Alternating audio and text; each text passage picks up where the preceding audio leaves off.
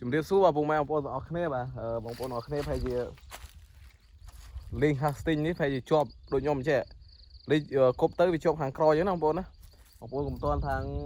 កាត់ខ្វែកាត់អីចូលបងប្អូនធ្វើតាមខ្ញុំបរៀននេះគឺចំណេះដឹងហ្នឹងហើយ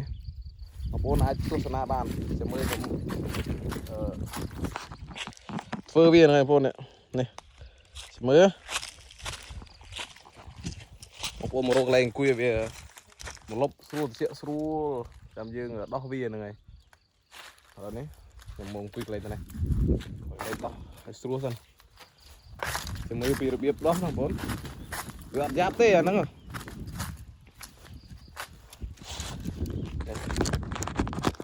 កន្លែងត្រជាក់ចិត្តណាបងប្អូនបានយើងវាដោះបានដឹងមើលមុខឃើញអត់ទេនេះខ្ញុំគប់មិញខ្ញុំគប់នុយកាឌីចាស់ខាងក្រោយ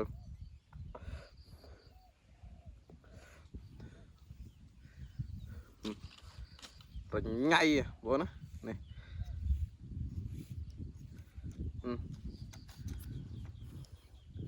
ខ្ញុំគប់ចាប់ខាងក្រោយមិញកាឌីតាលេងអីកាឌីcasting ភាសាលេងតែវាជាប់យើងគប់ទៅជាប់ខាងក្រោយហើយគឺមិនងាយណាដោះបានទេគឺវាចាប់ដោះប្រយហើយខ្ញុំគប់វត្តមកធឹងទៀតនេះសាញបើខ្ញុំដោះជាដំបូងបងប្អូននេះទាញវាចេះមកនេះទាញវាសាញចេះទាញវាចេះមកនេះ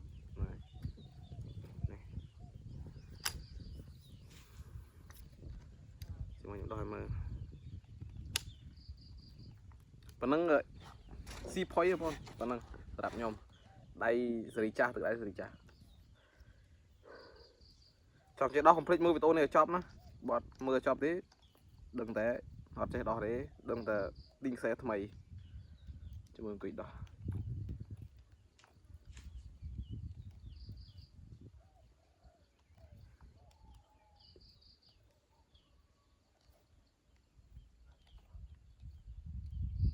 នេះឥឡូវនេះដោះបានតិចហើយនេះនៅរៀងច្រើនទៀតខ្ញុំដោះ10នាទីបងប្អូនដោះបានតិចច្រឡំទៅបោះចូលខ្សែអីចប់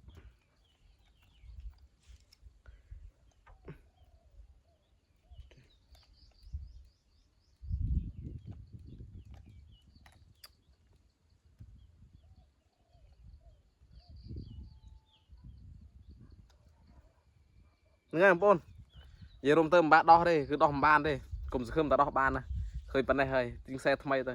មក10000សោះហ្នឹងក៏បាក់ដែរយេបានហើយនេះទៅដោះឲ្យបានឆ្ងល់ដែរនេះគួយដោះងឹបដោះបានចេះតែមានរយចេះតែមើលដោះមិនបាននេះគ្រូតាណាម្ដោះក៏ដោះមិនបានដែរគ្រូខ្មែរដោះក៏ដោះមិនបានដែរ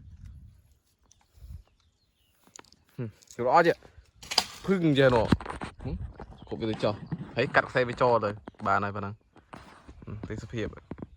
នេះទៅផ្ទះវិញហើយប៉ុណ្ណឹងហើយយកបានដាក់ខ្សែស្គួរហ្មង